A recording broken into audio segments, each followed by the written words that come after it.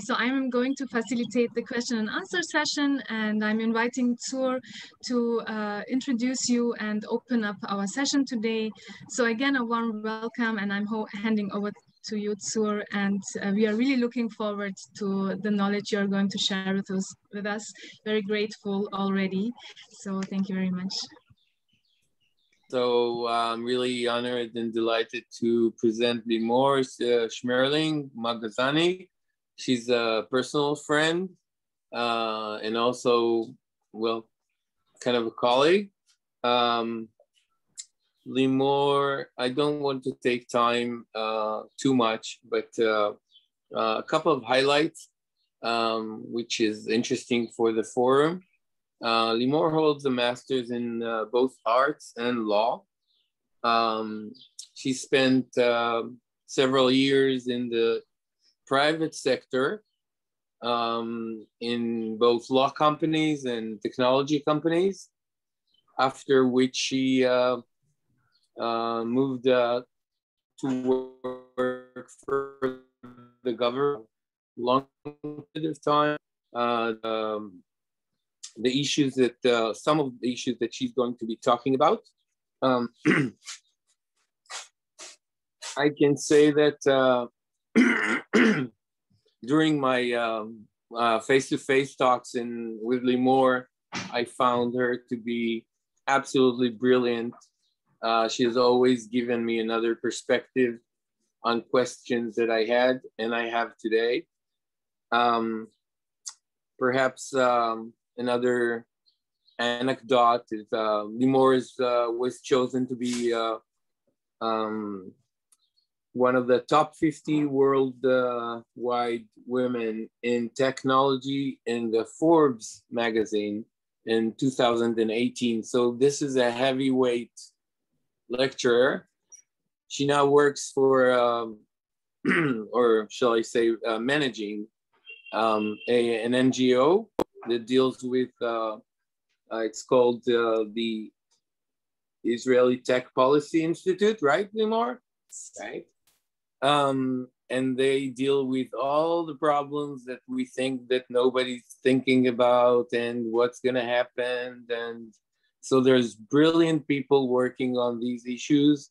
And for me, at least, having Limor and that group that is running the show is a big encouragement. And I'm confident that they will come up with the right approach to these challenges of technology and our daily lives.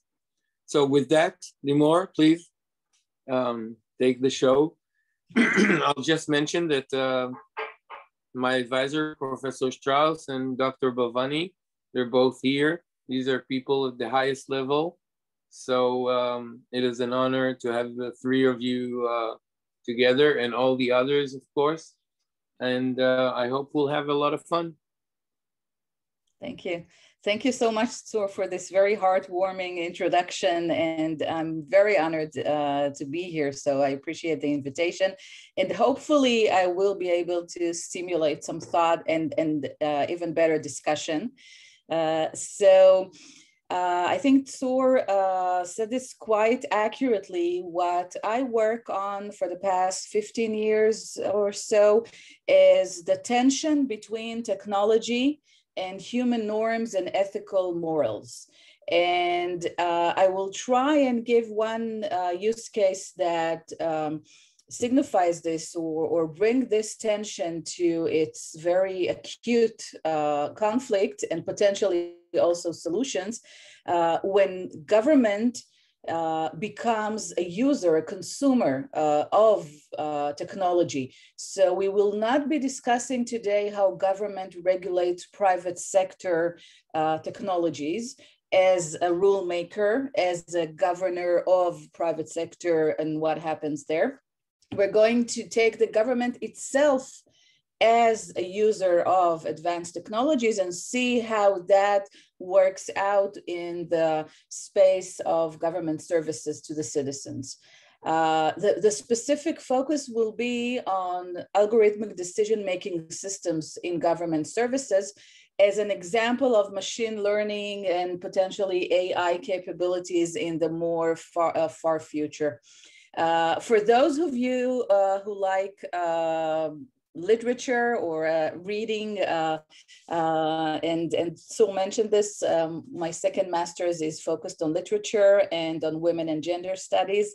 I think that my favorite writer and his works on this topic exactly is Isaac Asimov. I think that his books, and especially the I, Robot series or the Robot series, really give an amazing overview of the questions that are today being tackled by both industry, multinationals in the tech industry, governments, and all sorts of international organizations like the OECD and the European Commission and the Council of Europe and governments around the world.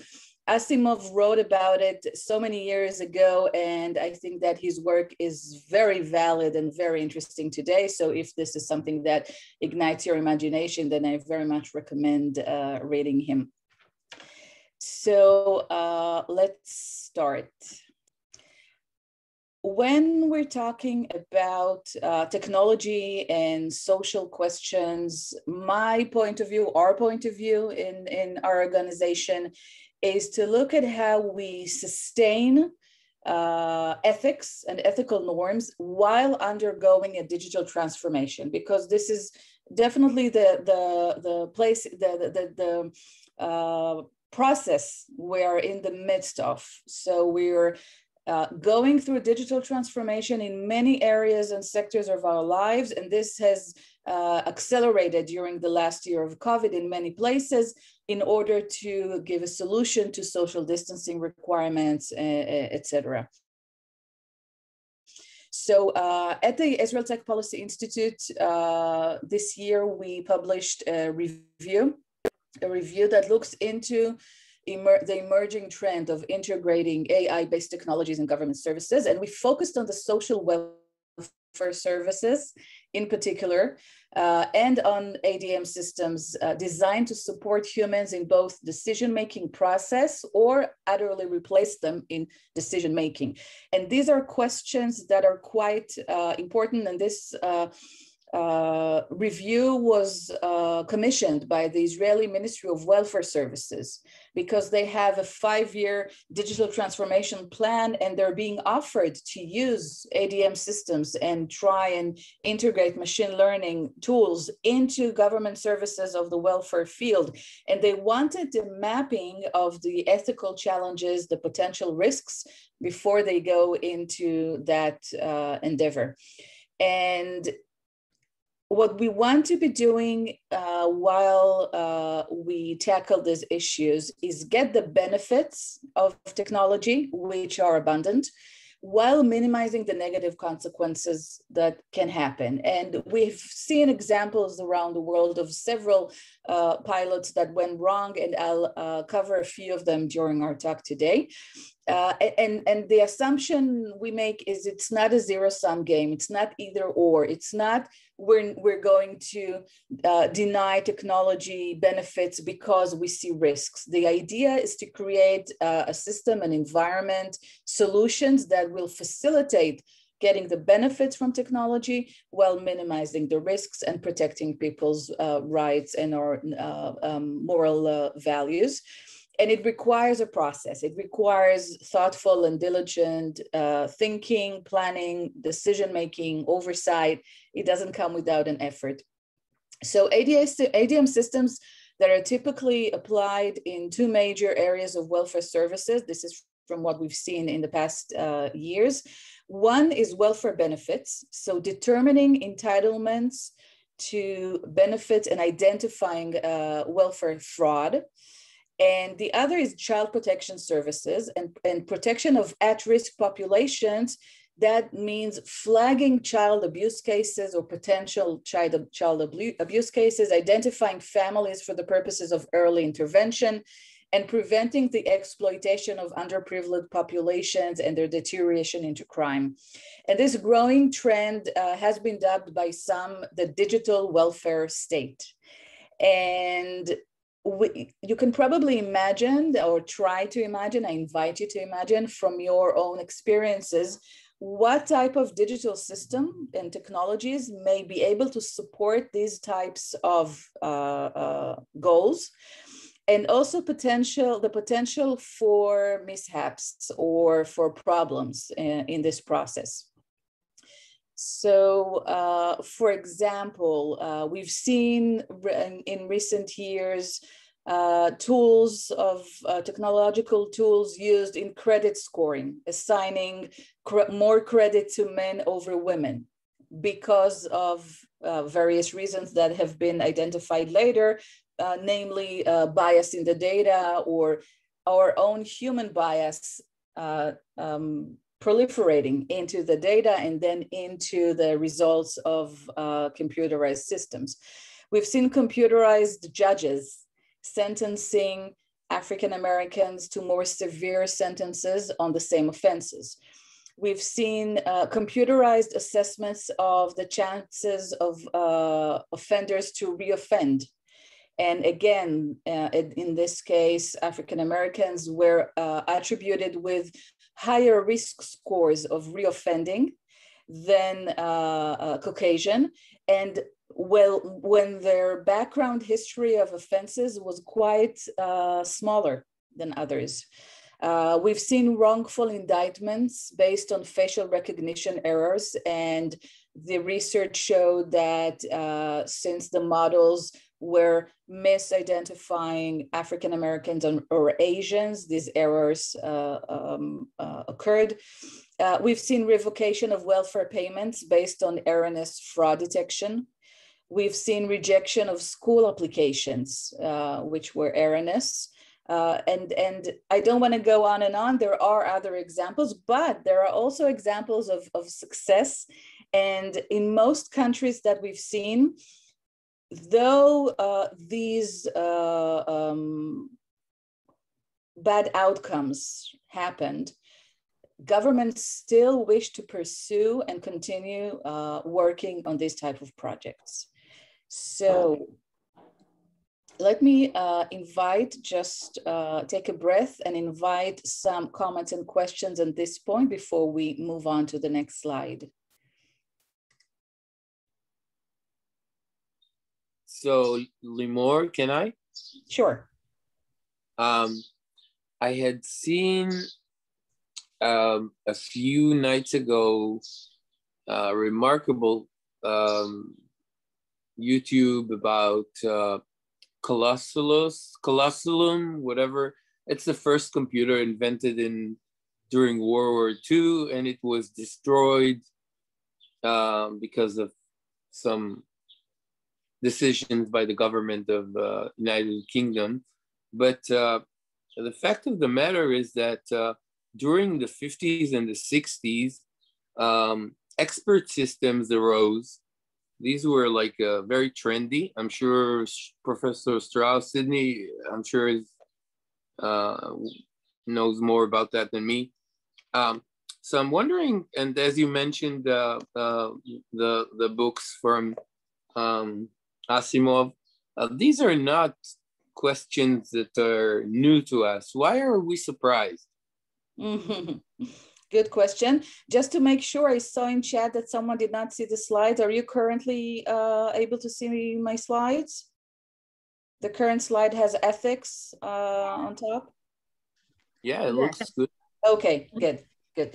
So in answer to your question, Tsur, you're absolutely correct that the tango between technology and humanity is not something new. I can go even further and say that in writings, these types of conflicts can already be assigned to when printing machines were invented and in the textile industry, and they were conflicts and objections from society, sometimes from professional guilds or professional associations to things that happened. the conflict has always been there because the potential for errors and the learning curve that humanity needs to go through when adopting new technologies is usually there. And I think that's exactly what we're saying in my part of the world of think tanks and academics who are working on these types of issues. We're saying, let's learn from our past and history. There's usually questions that we need to address before adopting new technologies. Let's do this ahead of time in order to prevent harm to people. And also let's do this ahead of time in order to invoke trust with people, because when there's mistrust of technology and backlash against technology, like we're seeing, I think today in quite a few areas, then that may create a deterrence. And my perspective, at least, is that if we identify the problems in time, and if we find the right solutions and the right balances, then that's the whole idea of sustaining our ethics while going digital, while undergoing a digital transformation. Let's try and work together to get it right. I think that one of the things, for example, that resonated with me regarding your comment is that the history of data protection law, data protection regulations, the OECD guidelines, the right to privacy in the EU Charter of Human Rights, and until today, the GDPR, the General Data Protection Regulation, that has become a golden standard around the world protecting people's personal data. The history is that the right to privacy was born after World War II. And it came from an understanding that the massive collection and processing of personal data of a very personal nature, of religion and birth and genealogy, was a tool in allowing for the horrific Holocaust of not only the Jewish community, but also other communities. And privacy till this day is considered in many places a key to protecting people from the tyranny of government and from dictatorships. So yes, I think that this is a continuous struggle that we must keep working on. And I wanted to say a few words about ethics and try and get some focus on what we mean, because we sometimes say laws and we sometimes use regulations and we talk about ethics and morals and how does this work? And talking about ethics, we mean an array of human rights, of morals, of values that we aspire to have guiding our social behaviors and interactions and the acts of our governments. So during the history of legal thought, some ethics or human rights or morals have evolved into laws and regulations, meaning that these are mandatory requirements that a nation, a government requires of all people, and not following that would be an infringement of the law. That's a very high level of requirement and of implementation of these ethical norms. It's not voluntary, it's not choice. These are things that we decided as a society to write in our laws, and therefore they mandate our behavior. And there's also punishment for sometimes for infringing the law.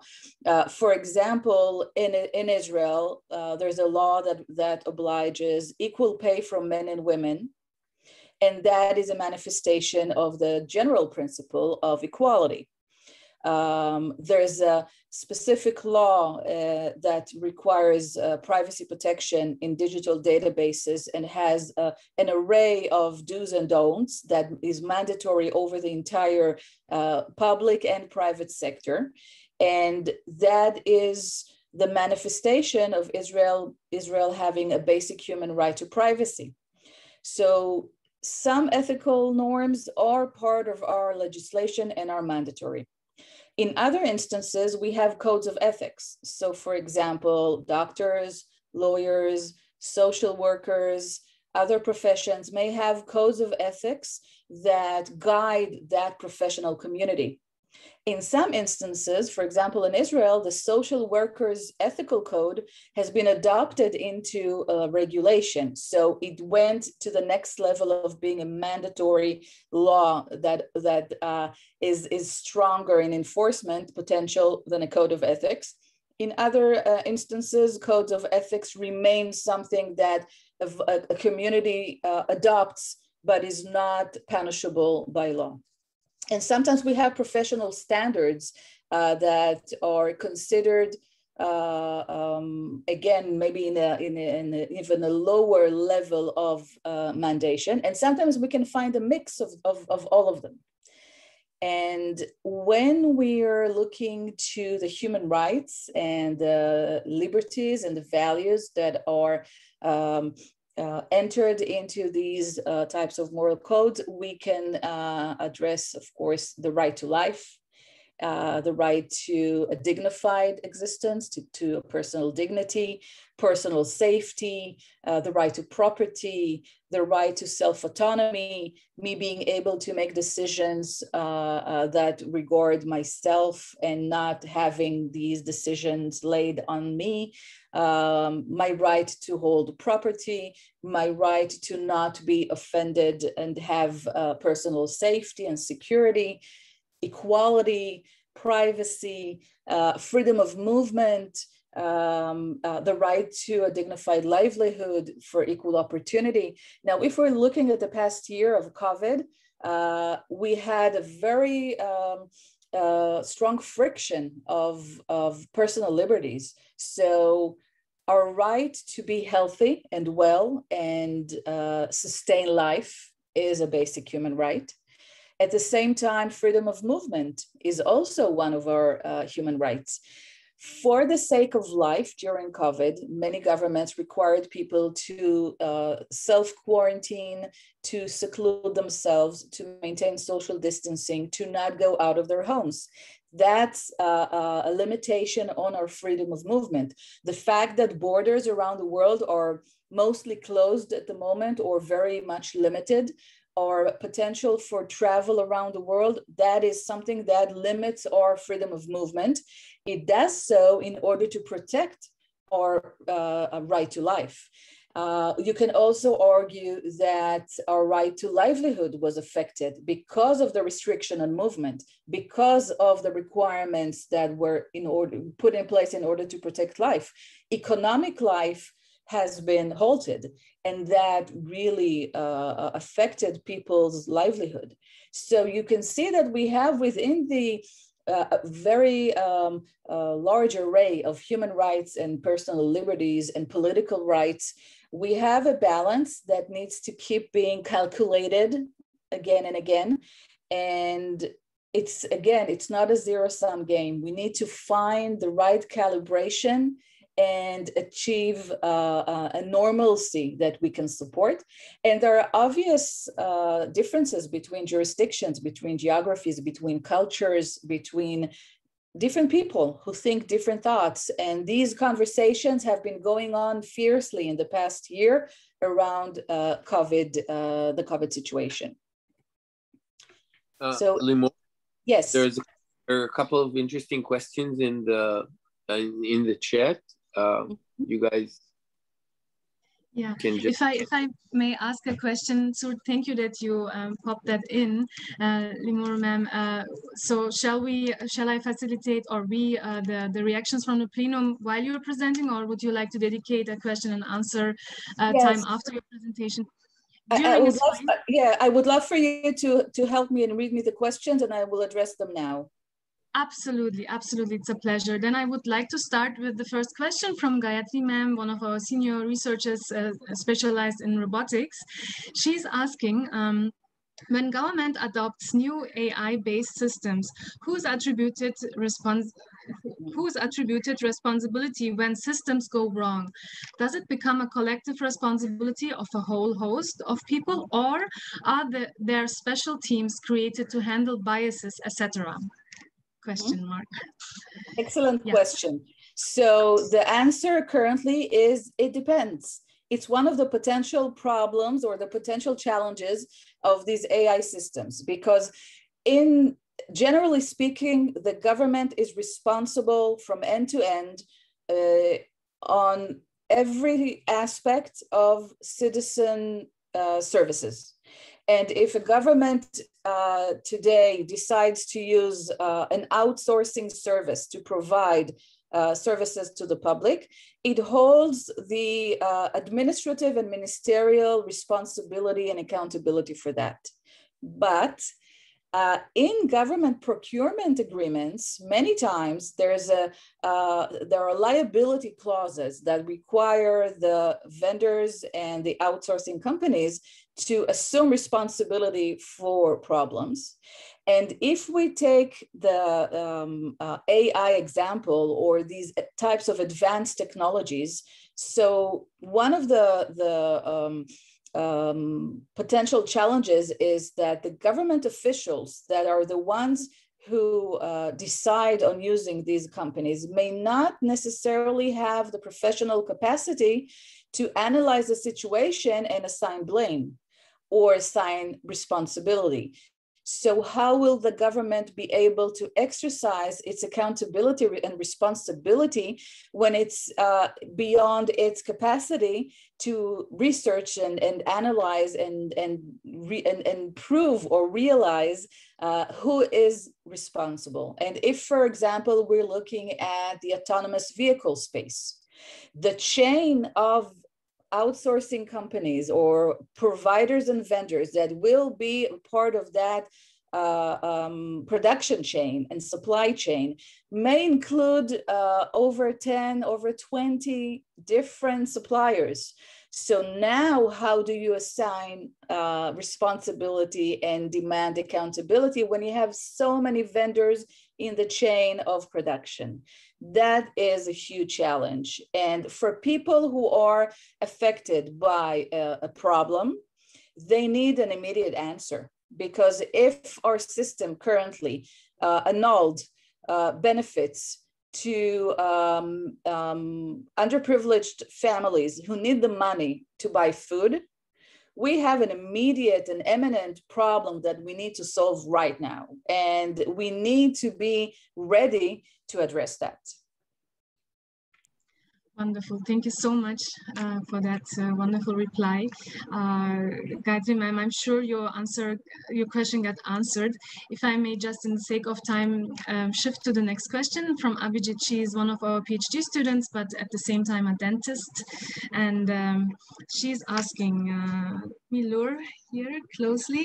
So when we talk of emerging technologies, they are controlled mostly by centralized organizations and regulates, including governments.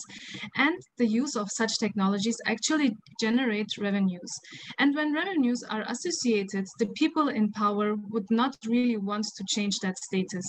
What could be, now the question, what could be the incentives that could make these technology control and use more decentralized and hence ethical ? Okay, so I'm not sure I fully understand the question. I think that there's an assumption there that decentralization is a tool for better competition between various suppliers and perhaps better service or better outcomes, if I understand that correctly. And this connects with governments, some governments who have policies in their procurement processes and in their legislation that governs what they can and cannot do in procurement. There's a phenomenon called vendor lock-in.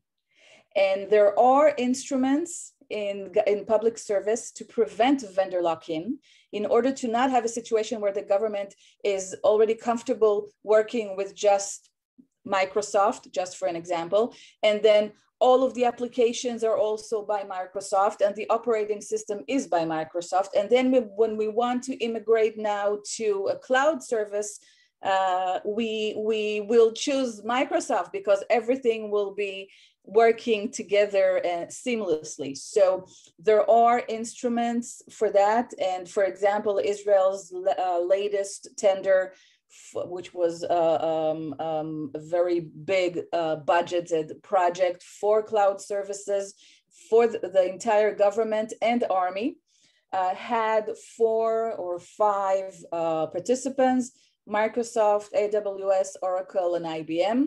And even though Microsoft has been a vendor for the government for many years in the past, and many applications in government service are by Microsoft, this time the government chose AWS and Google. AWS and Google as cloud providers.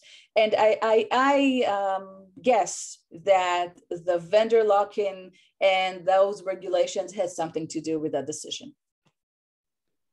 Thank you so much. We would have one more statement. Do we have the space for that, or shall we continue with the presentation? All right, then it's from Debashish, one of our PhD scholars. He's working with technology and especially with drones. So he is stating that acceptance to policies would be different in different societies. For example, there are societies in India who would be least bothered, but at the same time, there are societies which have a lot of conflict with new technology. So full stop, end of his statement. Yeah. Mm-hmm. Yeah, so I absolutely agree. And I would say 2 things from my experience. Firstly, being quite familiar with data protection regulation around the world, I can definitely say that there is a very big difference between European style data protection and privacy and the US style. And the United States has been criticized for not having data protection regulation and not having a federal privacy protection law until now, and is currently working on it, but doesn't have it yet. Some say that that makes it better equipped for promoting innovation, because data is very much an asset that is required at large scale, vast troves of data, especially for AI development and for running models. And the European Union is currently being accused of being prohibitive of innovation because data protection laws there are much stricter, and the GDPR is a very high threshold for companies. So yes, definitely there's a difference. There's also differences between types of acceptable practices you see in China versus acceptable practices in other countries. There's a lot of difference, and it has to do with geography. I would say something that I've recently heard from a colleague in the academia that may be of interest to some of you. She raised a hypothesis that on the community level and personal level, in countries that people who have suffered conflict or fears and risks of personal safety, put more trust in technologies that can assist them in solving those problems than on the fears of technology being an interrupter and a disruptor. And this correlates with some arguments in the scholarly community that privacy is a right for rich people.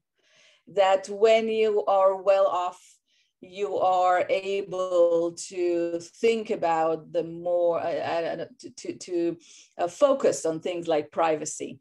And when you have bigger problems or bigger fish to fry, you would put more focus on the solutions that technology can bring you and the help that drones may bring medicine to remote areas, and telecom services to the ones who are not connected, and financial services to the ones who require it in places where they don't get it. So there's a very interesting, I think, argument here to maybe explore and research. Shall we continue? Yes, please. We have a very active chat, yeah, just mention if I may request that when we have space for a question while you present, following up with the other forum members. Yeah, I just want to go through the next two slides and create another layer of our discussion, and then we can open it up for questions.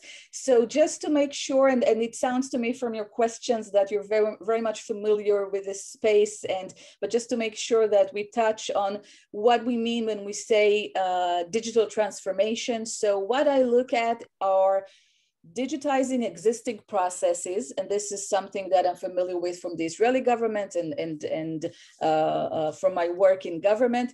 So you can see currently a very persistent push into driving government administrative services to be, as much as we can, fully online. Do not require people to come into government offices. This was even before COVID. This has strengthened during COVID. This is important not only for pandemic social distancing. It's important to connect periphery and central. It's important to prevent environmental pollution with transportation. It saves time for people being away from work. There are all sorts of added value and benefits. If we're looking at welfare services, I mentioned before, fraud detection, early prevention, assisting people faster and better. In law enforcement, there's a lot of use of technologies, some controversial, some conflicted about, but using technology in law enforcement, whether it's wearables, whether it's facial recognition, whether it's detection of potential violence, all sorts of, and also in the judicial system, like I mentioned before, robot judges and what that entails.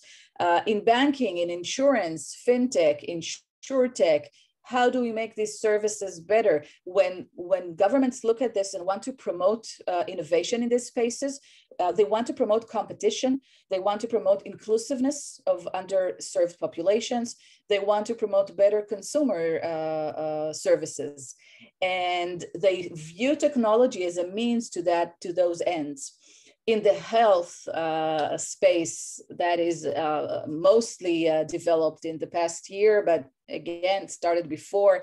If we're talking about telemedicine, if we're talking about AI in IVF treatments, if we're looking at the whole space of big data analytics and machine learning in health, precision medicine, personalized medicine, everything that has to do with both prevention of illness and treatment and healthcare for the fuller citizenship.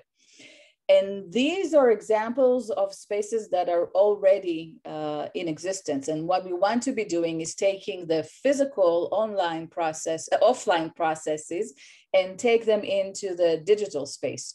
And one of the goals in Israel of the government is not only to take the physical into the digital, it's also to make it better. It's also to think about the processes that we go through when we interact with government. For example, if we need a permit, then why should we go through 3 different ministries and all the bureaucracy when we can do everything online in one place? These are the thoughts that are driving innovation in government. And there are also digital disruptions. So these are things that we didn't have before, and the recent technological era has brought to our lives and now require thought and perhaps regulation.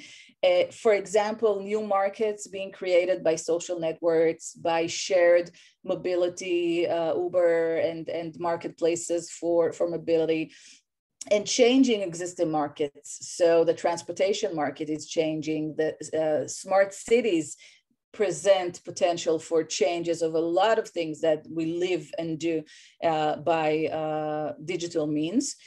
And I want to say just a few words about the public administration. And I think this is crucial to looking at government and implementation of digital transformation in government. So the first model of public administration, the old public administration, was a model of hierarchy and vertical control, according to which the state, through the public service, is the sole supplier of public goods. And then later on, there was an emergence of a new public management. So new public management means that the challenges that the state has as a service provider to the citizens will not be managed exclusively by the government. We will comb the business sector and the third sector as suppliers, as outsourcers, in order to create competitiveness and increase and achieve economy efficiency in the operation of the public system, because governments are perceived, and rightly so many times, as less efficient, less innovative, less capable in their technological capacity. And we want to increase and achieve all of that together with the private sector. And this will give us a win-win situation, so to speak. And the last stage where some governments are at the moment, some are in between, is the new public governance. And in the new public governance, the outsourcing of public services to the private sector is key. And also we're expecting to have citizen participation in the public service processes. We want to make the citizen the center of how we create the government service process. And this is an expression of this new paradigm of public service called the new public governance.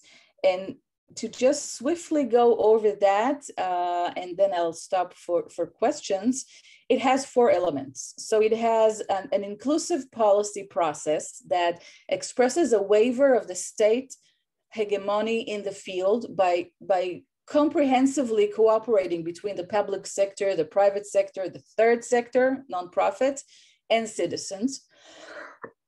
We want to be positioning the citizen, the public service user, at the center, and create an active participation in the design and evaluation of the public service.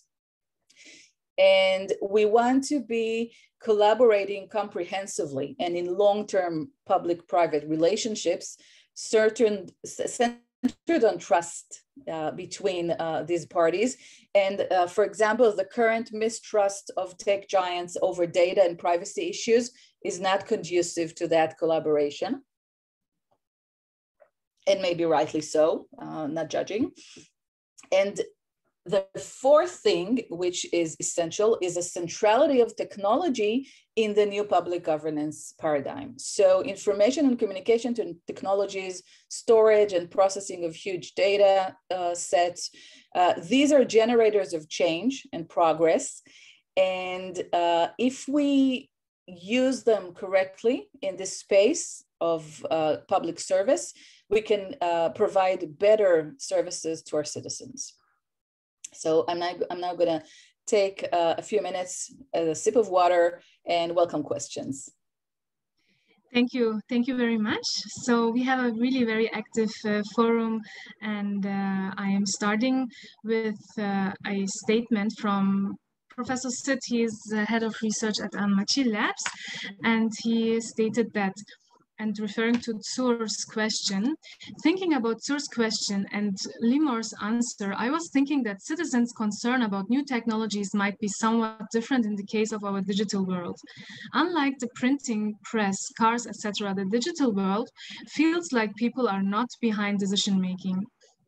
An AI algorithm may be behind decisions, not a person who you can argue and try to amend matters that seem unethical or undemocratic.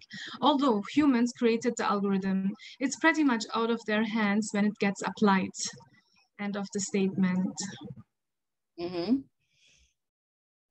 So I would say, I think that's a very true observation. And I would refer to exactly to the next slide, talking about the duties of public agencies and their duties to give equal treatment. And there are two sides of promoting equality to the story of AI. So speaking with the Ministry of Welfare here in Israel and understanding the structure of how they work, they work with local municipalities in about 300 municipalities around Israel that provide the actual interface with the citizens, with the social services given to the citizens. So in a way, there is a lot of variance between the implementation because the decision makers that are in front of each and every citizens are many and bring with them their own personal views, their own personal agendas. And even though there should be a unified, universal, harmonized answer to each citizen in a similar situation, de facto, the variance is there. So people may receive different allocations, different resources, different treatment, unequal treatment by different officials in different places around the country, when in essence, they are entitled to the same answer or the same resource. Our potential benefit with AI systems or algorithmic decision-making tools would be to harmonize this process and create better equality. Because if we have one decision tree system and we can control the answer that is given to all of the citizens, we may achieve a better level of equality in government. We know that people have psychological biases and tendencies. We can try and neutralize that with technological tool.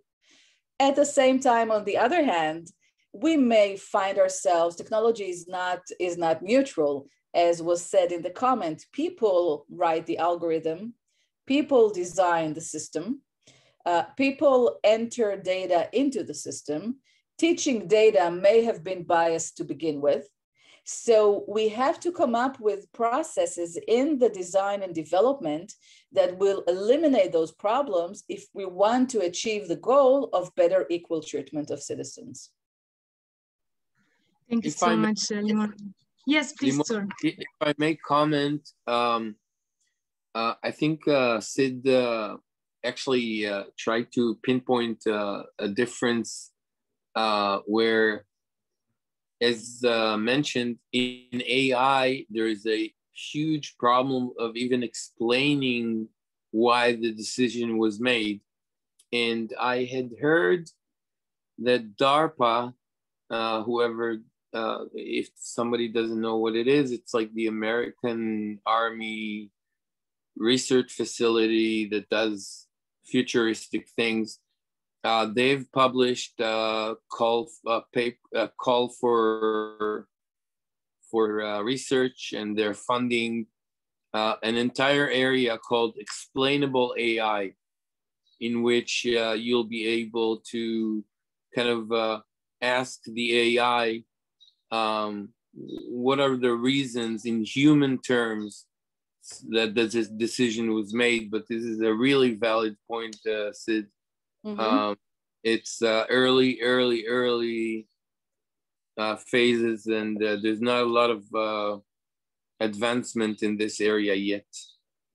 Yeah, so apologies if I misunderstood, but I definitely agree and want to touch on this point of explainability, which is essential in the case of government, and also a requirement in all ethical AI frameworks that you can see that have been produced in the last couple of years by both industry players and associations and governments, and the current, the recently published EU draft bill for AI regulation. Explainability is one of the principles, and explainability and transparency. So yes, in government is required to be reasonable and to have established arguments and reasoning for all of its decisions. AI potentially creates a challenge in the sense that if we're looking at a black box that is named the black box phenomenon, that we are unable to fully or at all explain why this is the result, why this is the decision, why is this the outcome.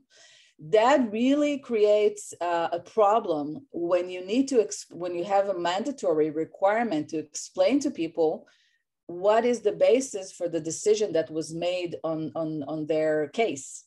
So if we look already at the GDPR, the data protection regulation at the moment already has an article that requires that when an automatic decision is made on a person's application for work, for employment, or any other type of interaction, a person is entitled to know that an automatic decision was made and not a human person decision. And they have a right to appeal against that decision and ask for a human to look at the decision of the system, of the machine. And one of the things that we're talking about in AI ethics is called human in the loop or human over the loop. So this is the distinction between algorithmic decision making and algorithmic decision supporting tool. So as long as we use a supporting tool and we will still have a person making the decision, for example, one of the Israeli startups, no, I won't say the name, but let's talk about AI going over medical exams, MRIs, ultrasounds, and then arriving at all sorts of findings. If the AI system will now also decide on the course of treatment or diagnosis for the patient, that would be a decision-making tool. But if we have a physician still at the end receiving recommendations from the AI tool and arriving at their own conclusion and decision themselves, that would be a support tool. So there's pros and cons. Some people would say, and I had this discussion with the Ministry of Welfare, when I talked to them about human in the loop, and let's reserve the capacity of the people to go over the decision of the machine. What I was told by a very high up official is, the whole point I want this system for is because I don't have the resources to treat all the people. I don't have enough personnel and staff to give good service, efficient service, and timely service to all of the population. And the demographics in Israel are growing exponentially. We need to be ready to give service to so many more people, and it's only growing. So the government, from that perspective, wants something that will tackle the problem of the workload of the people and try and be more efficient and more timely with giving service. On the other hand, if we maintain a human in the loop, it may be argued that we're not really helping the situation, and the government is also responsible to be efficient. It's mandated with giving service to citizens. If the service is stalled, takes too long, doesn't arrive in time, then it's not really the level of service that the citizens deserve to receive. And the whole point of putting technology in place is to help us overcome those problems of resources and staffing. So it's a very delicate play here. Happy to take more comments and questions. Wonderful. So we have two more, one follow-up from Professor Sid and one from our PhD scholars. So I'm following up with Professor Sid's statement. He wrote that some of what I'm writing about is cultural and also generational.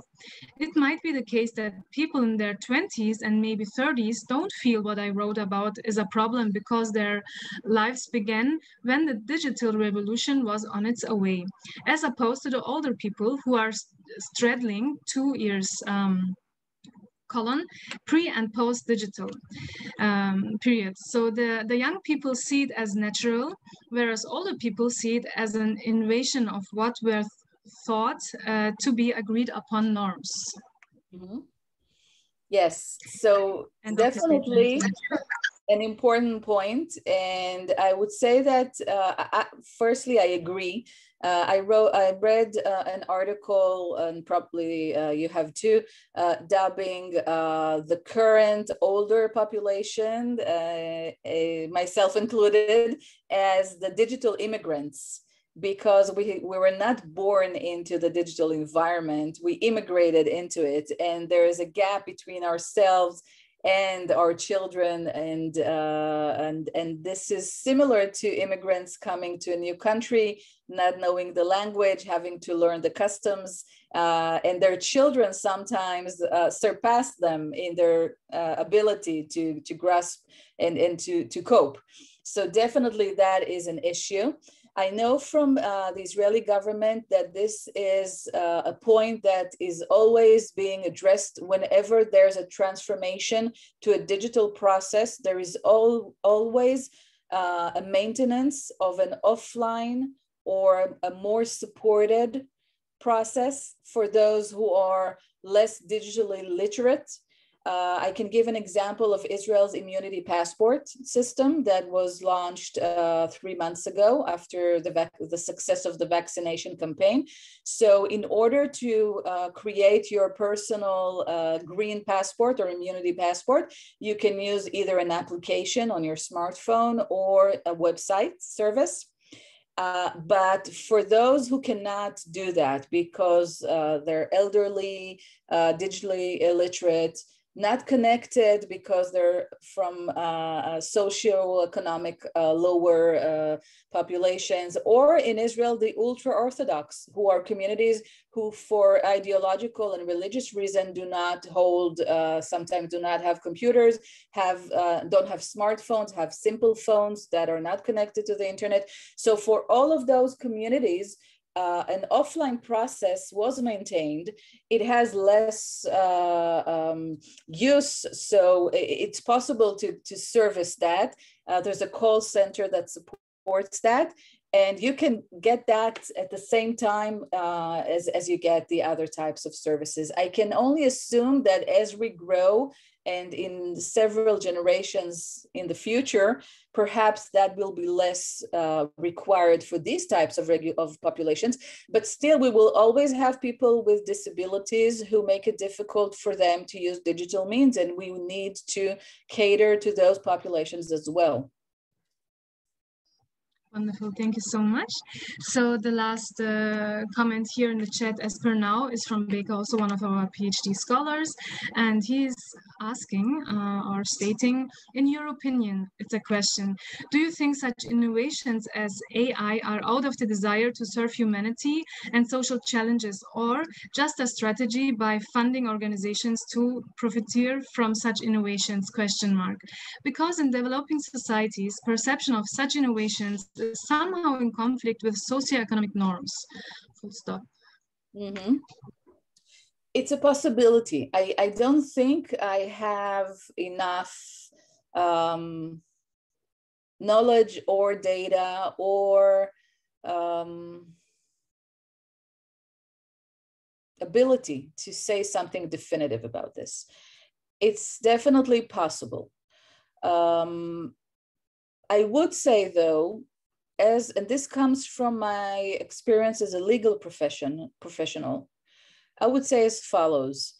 In corporate law, the whole idea of corporations, their whole task, their commitment and mandatory obligation is to raise the profits for the shareholders.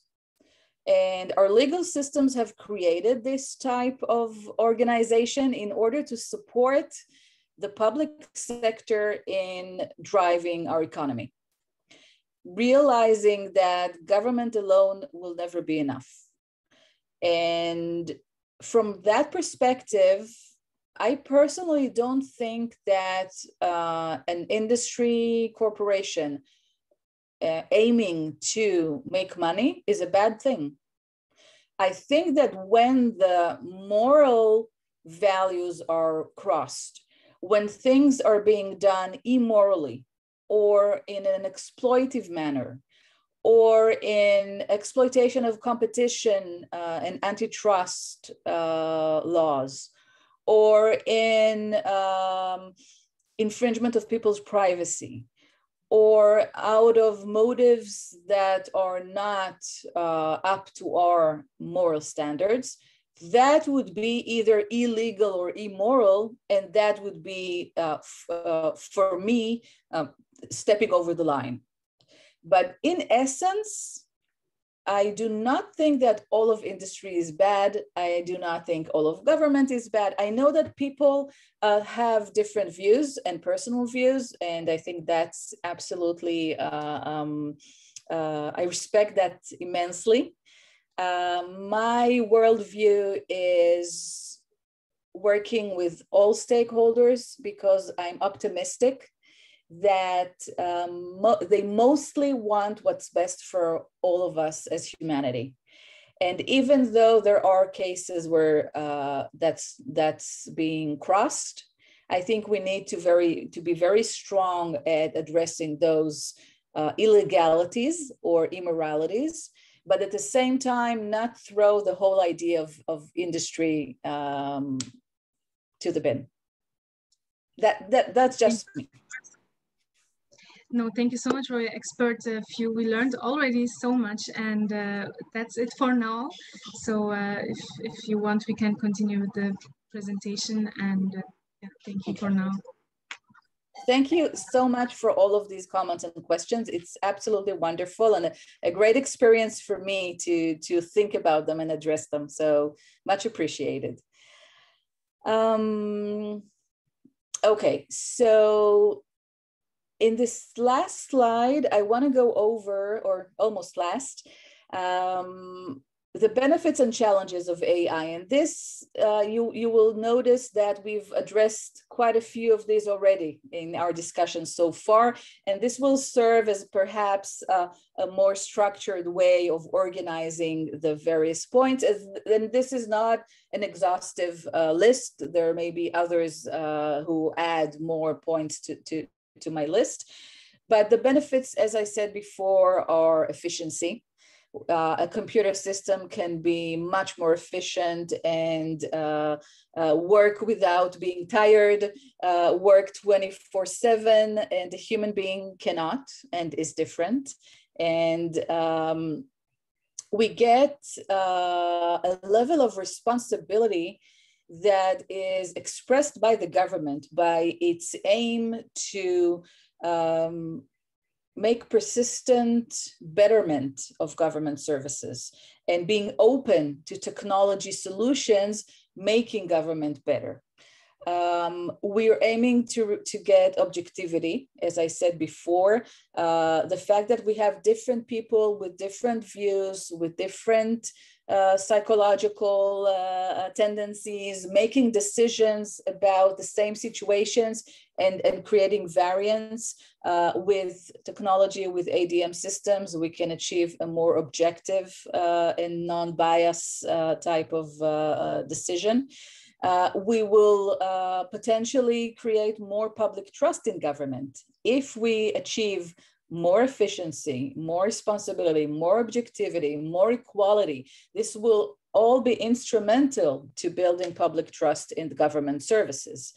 Personalization, I don't think we've addressed this so far, but with these tools, we'll be able to provide a more personalized service to each and every person, because, for example, in medicine, not all people need the same thing.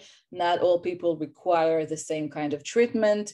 The whole area of personalized medicine based on big data research and AI models running over troves of data.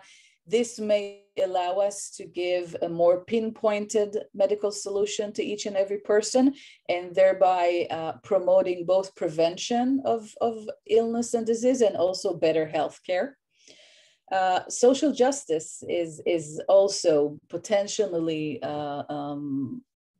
strengthened by AI systems. We may be able to alleviate the workload and create more resources.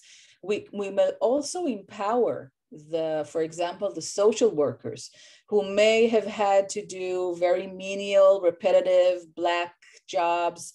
And now if this can be done by a digitized system that saves them time and they can be upskilled and not de-skilled. One of the fears that is talked about in the AI space is that AI will create a de-skilling of people and professions because it will replace them in a way that they will no longer be able to acquire their professions.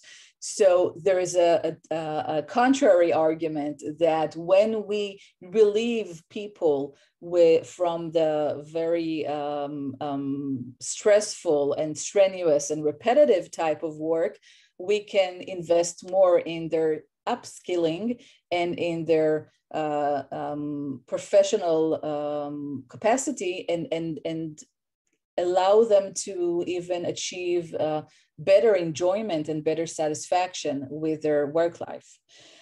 On the other hand, we have challenges, and those were also coming through our discussion. The right to fairness, we've seen examples of biased data creating biased results, or erroneous algorithms creating detriment to people. Fairness and justice is exemplified in the attempts to use robo-judges in order to decide sentencing and decide on paroles. And these attempts were found to be discriminatory in those cases. They're now trying to work around that, to fix that, to make it better. It's not to say that these have stopped. If someone in the audience is interested in that, I would suggest following articles by the Berkman Klein Center at Harvard University. They had a bunch of work done on the judicial systems and ethics of AI. The right to autonomy. So what is autonomy? Autonomy is my personal, individual sense and ability to make decisions in my life, to be able to decide how to go about doing things, how to exercise my civic liberties and my civic rights. And if we have AI systems interfering with that, then we have a big a problem that will diminish all of our successes. The right to privacy comes from the fact that in order to create these digital solutions and to make them work and continue to work, we need very large data sets, a lot of data. In some cases, for example, health again, but also maybe social welfare, we need the data to be identified or identifiable. Not so many cases would allow us to work with very high level aggregated data. So we put data at risk, especially if we're talking about public and private and academia and civil society all working together according to the new public administration paradigm. Then we are opening data that was collected by the government for government services about all of us citizens. We're opening up access to that data to private sector companies. Many things can go wrong. Data can be breached, can be misused, can be purposefully used for creating harm to people. So this is a very large area of friction. And there is, as I said, regulation, especially the GDPR, that is in place in order to protect people's privacy. At the same time, this is a challenge for AI development. We have the problem of non-explainability, or the black box phenomenon. One of the things that is a very inherent part of the administrative legal process is that a public body is required to give its decisions after giving thought to the facts, to data, and giving an explanation to what the decision was based upon. and then the citizen has a right to appeal. Now, if we cannot explain how a decision was made, how will we be able to give an explanation to the decision, base it according to the requirements of the legal duties of a public service? And how will people be able to appeal if they cannot understand why the decision was made? This is a very big challenge to our current rules of engagement of government and citizens. And I think I see that there's a new comment on chat. So I'm going to take a few minutes and invite questions and comments again. And also because we're nearing the top of the hour. Okay, wonderful. Thank you so much. So we have one reaction in the chat as per now. It's from Gayatri ma'am. She asked already a question before, so we know her, or you know her already. So, and she's asking, what are some of the steps Israel government did to help people build trust for their AI agenda? Are there learnings from the Israel experience on building citizens' trust that you could share? Yes. So I think firstly, public consultations are key. I think I see a rise in the Israeli government in the past couple of years of the practice of publishing government decisions or government projects in very initial thought stages. Yesterday, my institute held a roundtable around a call for information that was published by the Israeli Innovation Authority and the Israeli Ministry of Justice. And the call for information was focused on, we invite you, the industry and civil society and academia, to tell us what you think about AI regulation, both in the sense of are there regulations that interfere and stop AI innovation in Israel? And what type of regulation do you think we need to adopt in order to protect human rights and ethics? And we had a wonderful roundtable participated by venture capital partners and Israeli AI startups and AI more established companies, CEOs and VPs of research, and academia present. And the government came and said, we want to listen to you guys. Tell us what you need. And there were so many wonderful suggestions. So just to name a few, some talked about the lack of a supercomputer to be servicing the academia in Israel in order to allow them to run AI models. Some talked about the requirement for AI labs to be better equipped and better available, maybe living labs, creating the environments where people and robots can interact and learn and try and teach robots in those types of secure living labs areas. And if the government could produce that and give that its credit of being an activity that is allowed, and provide that to Israeli startups, then they will be able to use that in order to promote and produce innovation and development. There were all sorts of issues raised. So I think that these types of interactions are crucial for building public trust. Last year, we also participated in a filing and we held a roundtable for the Ministry of Health in Israel because they started developing regulations to allow for the secondary use of health data for research by both health organizations, but mostly they wanted to open that data to the private sector.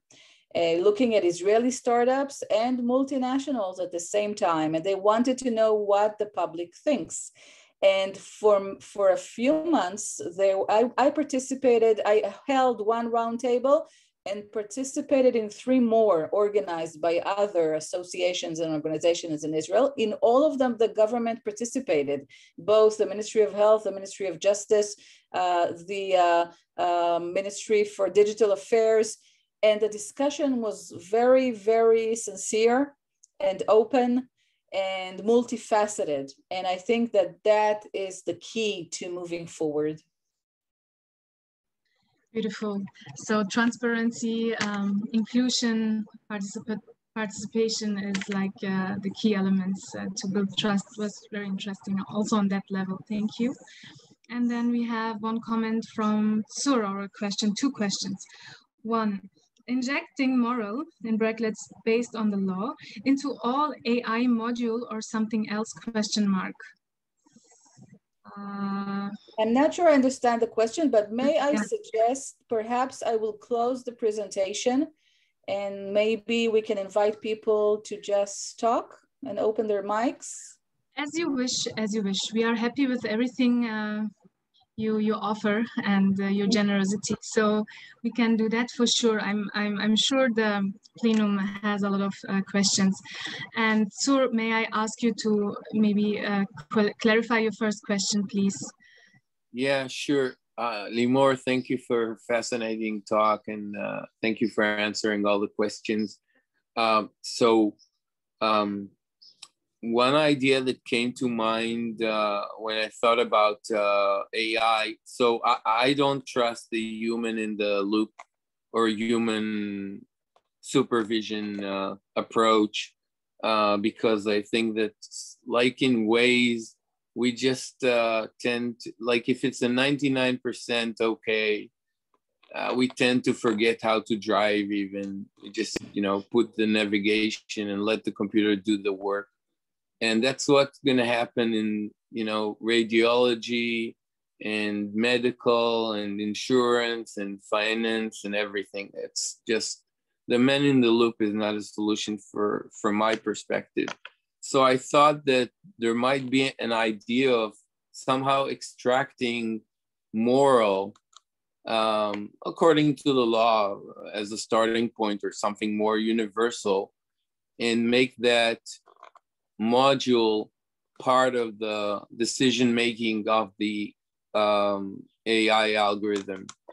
And therefore, as a regulation, and therefore, if this is possible, we would be in a different situation, or maybe something else, which I don't have idea of. That was the first question.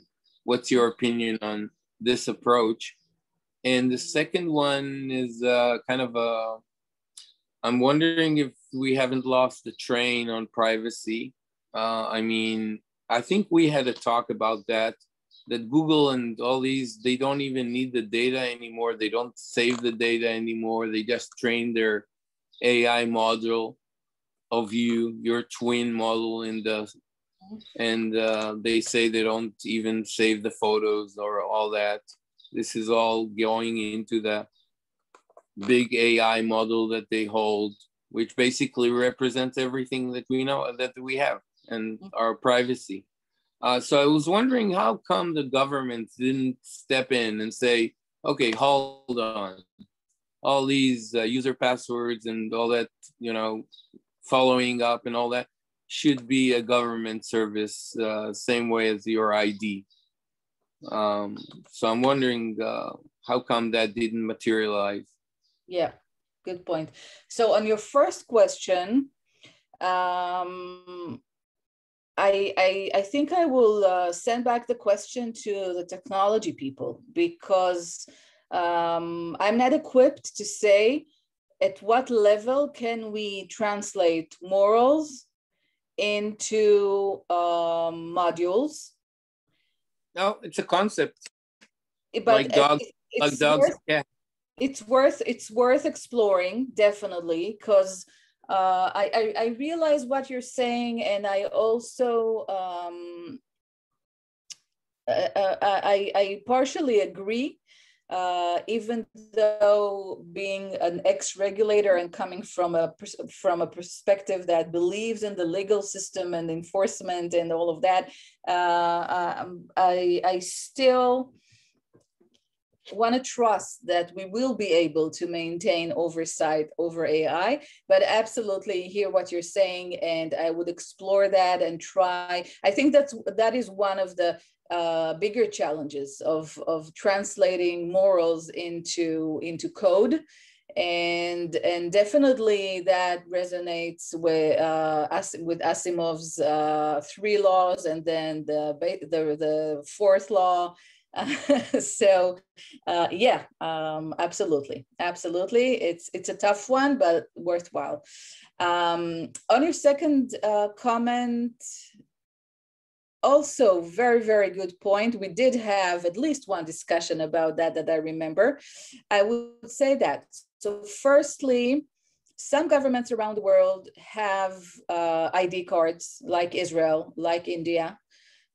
Some have smart cards who already have more information that allows for digital service based on identity, like Israel, like India. But some don't. So the United States doesn't have an ID system. Some other countries around the world don't have a centralized ID system.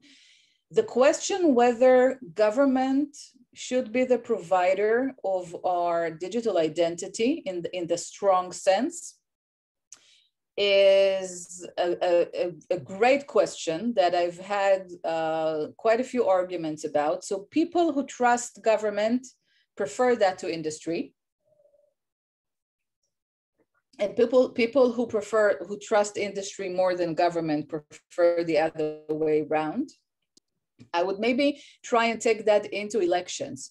So for example, let's say that we now want to better support the democratic process of elections, but also to make it possible with an online digital service. And that requires very strong identification of each and every citizen to not have election fraud. And we have a choice. We can choose to have the government provide that identity, or have Google / all of the other tech giants provide that identity. What would we choose? Who would we prefer? I'm not so sure. I used to answer government because I still thought that government has by default a responsibility to be the custodian of the people. And it only has the interests of society, and citizens should have only those interests in mind, when industry has an obligation to make money first. So I usually advocated for government to be an identity provider rather than industry. But that's a point you can argue many ways. I'm happy to hear what other people here in the audience think about this, maybe. Thanks, Limor.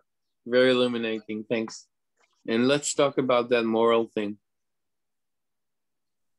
Thank you so much, Atzur, for your question, and also Limor ma'am for answering it. So we have 6 more minutes. I don't know about your time space for now, but I would like to invite at that point, because we also don't have any further comments, Professor Sid, as I said, the head of research at AMMACHI Labs, to conclude with final words, along with Tzur.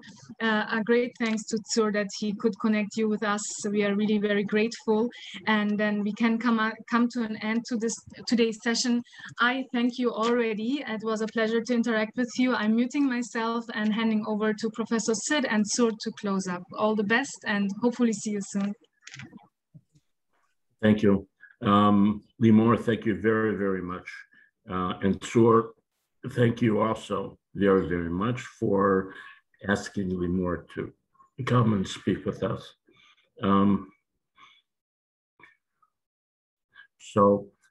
Because Meltem knows me well, she asked me to make my comments brief, so I'll do my very best.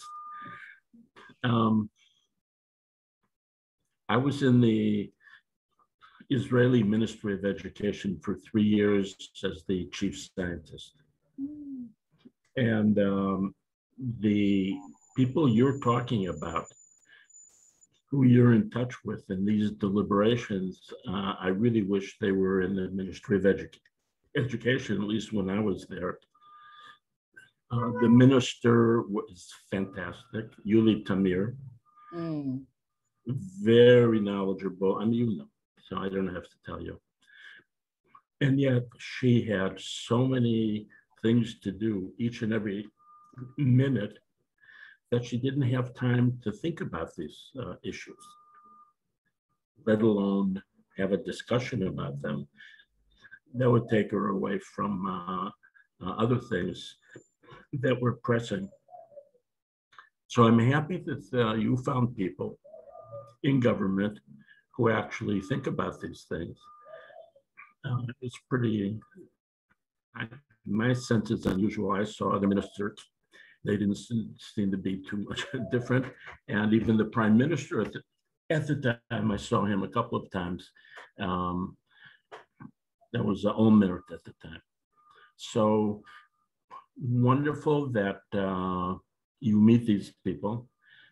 You have these discussions most likely outside of government, and bring in government people to talk with you about it, because it was in their offices, they wouldn't find the time or couldn't do that. What an absolutely illuminating talk. It was very serious, very tempered, didn't go too far in any of the directions. It was fair-minded, and what you hope, but don't always find, but you hope in scholarly discussion. So thank you for a really wonderful talk about issues that impact all of us in the world. Every single human being, even if every single human being does not know that. And it's our obligation to have these discussions and presentations for them, which means for us. So thank you, really. What a pleasure. And I'm happy that there's somebody like you in Israel working on these kinds of issues with like-minded people, not necessarily agreeing, but like-minded in the sense of understanding that we have to try to do our best to tackle the problems that are coming now in this digital age, where it's even at the beginning. Well, I promised Malcolm that I was going to be violated the promise. So thank you again. Toda Rabba. No violation at all. Thank you, Sid. Limor, thanks for coming. Thanks for the wonderful talk. And we'll be in touch. And hopefully things will get better next time. Yes, absolutely. Thank you all. This was really, really, really a wonderful experience. And I'd like to extend an invitation to all of you, any of your students and researchers. If there's anything that I can assist you with or guide you with references, feel free to send out my email, and feel free to reach out. I'm happy to speak with everyone and extend whatever assistance I can. Thank you so much. This, I think, illustrates how Limor's character, as well as her professional capabilities. Thank you again, Limor, and goodbye, everyone. Thank you. Warm greetings to beautiful Israel. Thank you. Keep well. Malcolm, do you want to ask you? Thank you. Excuse me? Sid, you said something? I just asked if you wanted to end with a prayer. Yes, we can surely end with a prayer. I had that in mind. We didn't start with a prayer. I forgot that. So My apologies for that, but let us traditionally do that here and with a prayer. And I'm requesting everyone in the plenum, if possible, to activate the video so that Limor ma'am can also see who was listening and to make it more personal for her, because we amongst us each other know as well. And let us share our presence also with the video. All right, then prayer. It's a beautiful prayer. It prays for happiness, well-being, and peace for all beings. And it's in Sanskrit. It's beautiful. Thank you.